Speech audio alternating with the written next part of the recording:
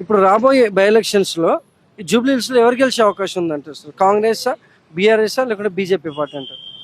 BRS గడుస్తుంది. మాగంటి సునీత గారు BRS candidate కదా. బీఆర్ఎస్ లా ఎవరికి ఇచ్చిన టికెట్ ఇప్పుడు నేను ఆటో నడిపిస్తా, నాకు ఇచ్చినా గెలుస్తాను. బీఆర్ఎస్ లా క్యాండిడేట్ అవసరం లేదు. అవసరం ఉన్నది కాంగ్రెస్కి క్యాండిడేట్ చూసేది.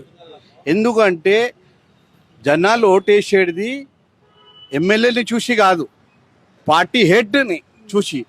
ఇప్పుడు రేవంత్ రెడ్డిని చూసి కాంగ్రెస్లో వేస్తారు, కానీ ఆయన ఏం చేస్తున్నారు? గరీబ్ వాళ్ళకి ఏం చేస్తున్నారు? ఏం చేస్తలేడు ఆయన. కేసీఆర్ సాబ్ ఉన్నప్పుడు మంచిగా చేసినాడు గరీబ్ వాళ్ళకి. 9 సంవత్సరంలో మనం ఎక్కడ ఉన్నాం? తెలంగాణలో ఉన్నాం. మంచిగా డెవలపింగ్ అయింది. కేసీఆర్ సార్ బాగా చేసినారు. మైనారిటీ వాళ్ళకి చూసినాడు. ఆయన ఏంటి రేవంత్ రెడ్డి మైనారిటీకి అసలు పట్టేసుకుంటా లేడు.